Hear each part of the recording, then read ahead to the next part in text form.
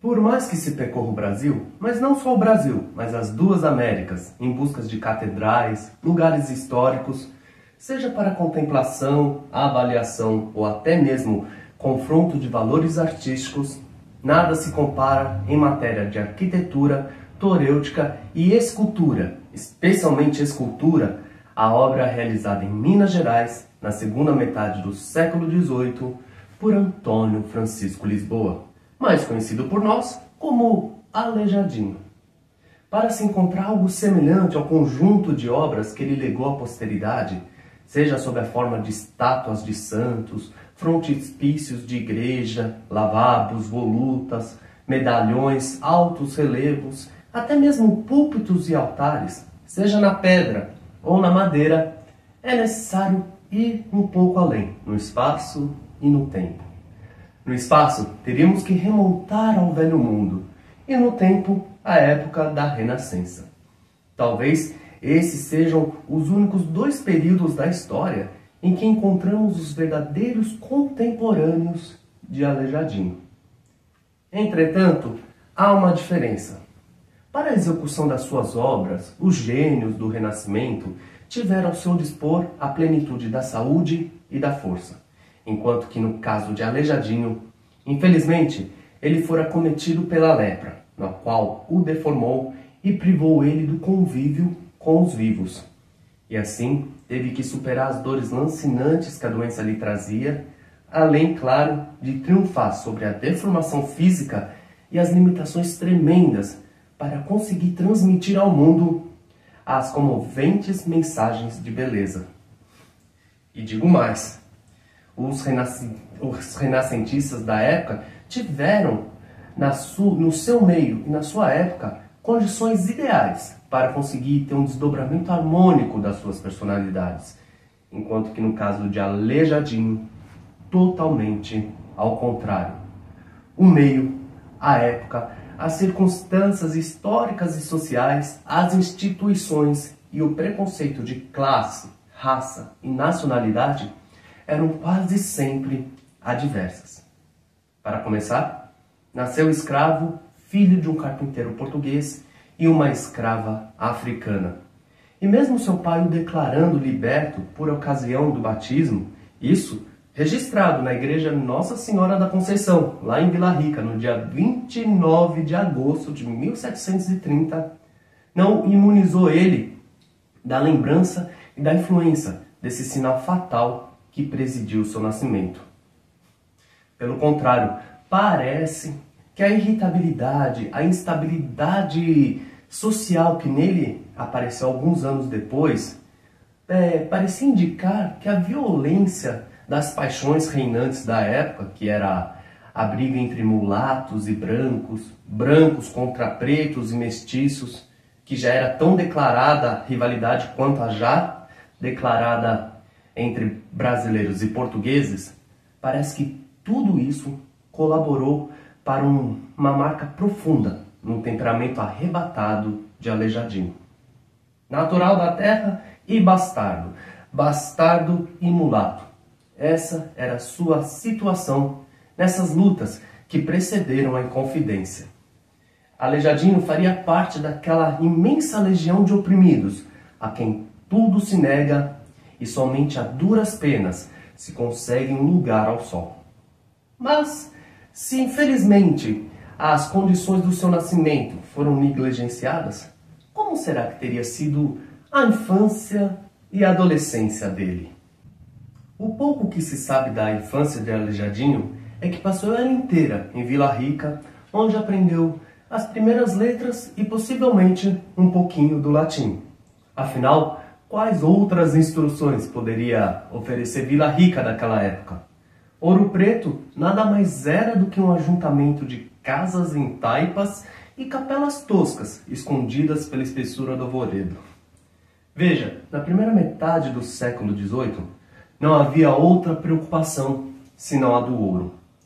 Abandonara a agricultura, desmantelara-se criações e até mesmo o início da indústria para se dedicar exclusivamente à sua conquista. Não havia lugar para outras cogitações.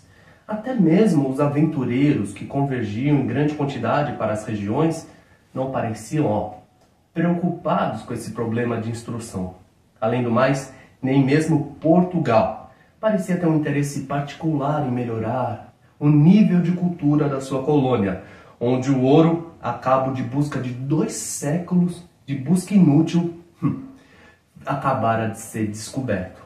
Entretanto, se Aleijadinho não teve uma adequada instrução secundária, não podemos dizer que lhe faltaram oportunidades para uma excelente educação técnica. Por volta de 1750, acabada essa febre desesperada pela busca da exploração do ouro nas minas, começou a iniciar em Vila Rica, nas aldeias, nas vilas ali da província, o ciclo da grande urbanização. Foi a época em que por toda parte houve um surto maravilhoso de uma arte colonial, onde surgiram os mais belos monumentos religiosos do país. E assim, não só mais de garimpeiros e faiscadores começaram a adentrar em Minas. Começaram então a surgir os mestres santeiros, que eram os comerciantes que vendiam imagens de santos, oriundos de Portugal, da Bahia, do Recife, assim como arquitetos, escultores, medalhistas, gravadores.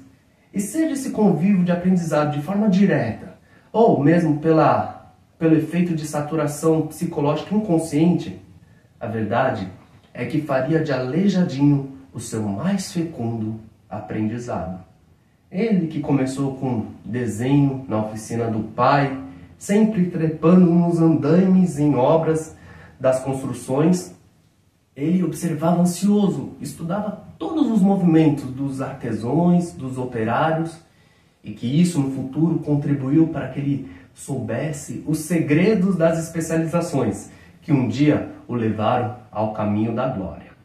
Mas calma, que ainda estamos muito longe do Aleijadinho artista, o criador das obras, das estátuas quase falantes dos profetas menores, lá na matriz de Congonhas do Campo. Naquela época, Aleijadinho era muito mais um diletante do que propriamente um artista.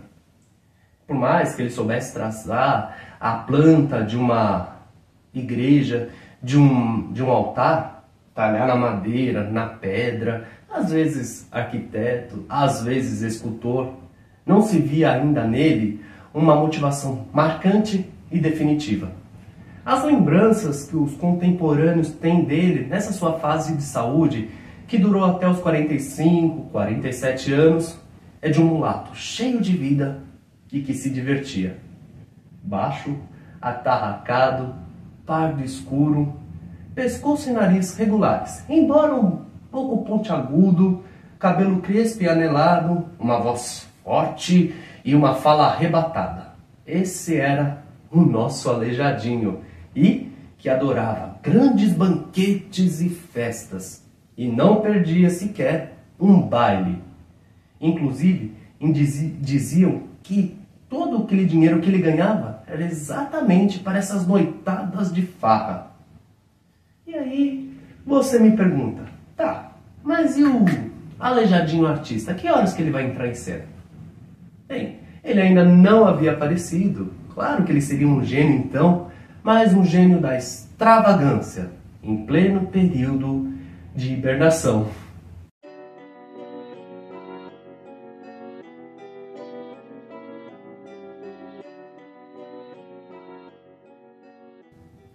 Foi então que, de repente, esse homem desmedido, exuberante, que parecia exalar saúde pelos poros, começa a declinar fisicamente. Os dedos das mãos e dos pés começam a inchar, o corpo se arqueia, a fisionomia toma uma aparência leonina e uma deformação progressiva o acomete para nunca mais abandoná-lo. Tudo parecia indicar, apesar das conjecturas e hipóteses contrárias, de que o mal que atingira o mestre Antônio Francisco Lisboa fora a lepra. Daí o apelido de Aleijadinho. Aqui começa uma das via-crucis mais dolorosas e edificantes de todos os tempos. O até então boêmio Antônio Francisco Lisboa desaparece de cena, dando lugar ao Aleijadinho, o criador, o artista, cujas mãos, enfermas, deformes que a doença lhe transmitira, era a mesma que lhe dava um poder mágico instantâneo para comunicar sob forma, vida, intensidade e beleza, por incrível que pareça, a imobilidade da pedra. A doença progride, não lhe dando mais trégua, e cada dia que passa ele começa a sentir dores cada vez piores nos dedos das mãos, nas articulações, pelo corpo todo. Mas ele não se rende. Pelo contrário, à medida que nele a matéria se desintegra, o espírito se enrijece. Será que ele continuaria ainda com as suas ambições mundanas, ou mesmo esperanças de cura? Nenhuma coisa nem outra. Pelo contrário, Aleijadinho, todo o dinheiro que ganha, ele distribui com os pobres, tal como São Francisco de Assis, o santo da sua devoção. E a partir de então ele terá uma única paixão na vida, de criar e trabalhar. Trabalhar sempre, nunca parar. E foi exatamente o que ele fez o resto da sua vida, até os últimos dias aqui na Terra. Ele, bem cedinho, logo pela manhã, antes mesmo de amanhecer, lá estavam seus escravos, agora seus auxiliares e discípulos, a levarem ele em uma liteira serrada para junto dos blocos de pedra, a qual dá forma e vida. E ali Aleijadinho permanece, ora no recesso das igrejas, ora na penumbra das abóbodas, ora até mesmo ao ar livre nos átrios, mas sempre oculto por uma tenda para privá-lo ele dos olhares curiosos. E ali ficava ele a criar até não haver mais luz para continuar. E sempre que ele estava com um escopro e um camartelo em punho e diante de uma pedra sabão, essa pedra trazida lá das montanhas de Tacolome, ele, Aleijadinho, esquecia por um tempo da enfermidade e assim das dores, do próprio ódio e da grande fraqueza que ele sentia. E por um tempo ele se entregava de corpo e muita, muita alma à alegria da criação.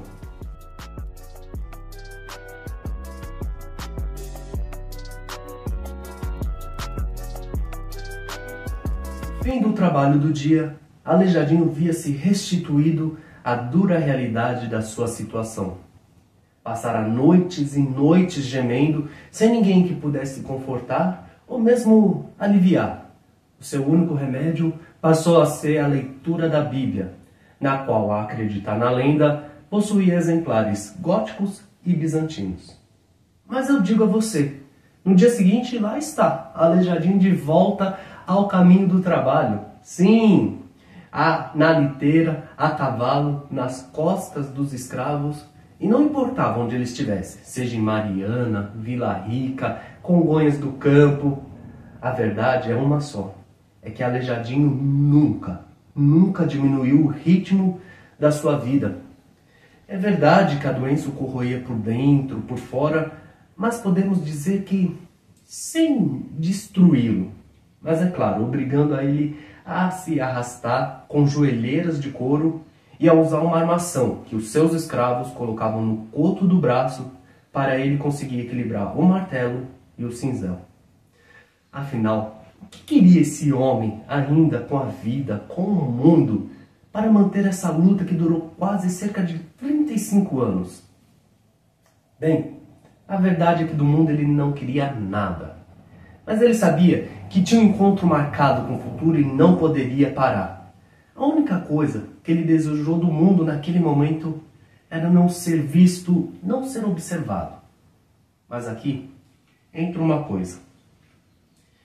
Há um fato estranho na sua singularidade. Esse homem que se escondia de todos, que se esgueirava pelas ruas à sombra dos crepúsculos, que não queria ser reconhecido, que inclusive usava uma capa e um chapéu de abas largas para não ser notado. Felizmente, sim, felizmente, Por toda parte ele deixou marcas da sua passagem. E que marcas, que marcas! Em Ouro Preto temos a portada da Igreja de São Francisco e os 2 altares laterais de São João e Nossa Senhora da Piedade. Em Sabará temos o frontispício, o púlpito, a balaustrada e os atlantes que ladeiam a nave da Igreja do Carmo. Em Congonhas do Campo, Congonhas do Campo, temos as 64, isso mesmo, as 64 figuras dos passos, da ceia, do horto, da prisão, da flagelação, do caminho ao Calvário e da crucificação de Cristo. Temos também o São Jorge no consistório da Matriz de Pilar e uma das obras mais admiradas e respeitadas por todos, os 12 profetas do Santuário de Bom Jesus de Matozinhos. Sim, os 12 profetas de Congonhas do Campo. Puxa vida, como respiram saúde essas estátuas, majestosas, serenas, tranquilas, um rumor de perenidade que parece incorporá-las à paisagem que as envolve. Sem dúvida, com certeza, o criador dessas obras e de tantas outras que eu não citei por serem muitas, é sem dúvida um verdadeiro homem da Renascença, extraviado no século XVIII, e um gênio tocado de um halo de santidade. Bem, essa é a história do mestre Antônio Francisco Lisboa, o nosso querido, amado e respeitado artista brasileiro aleijadinho.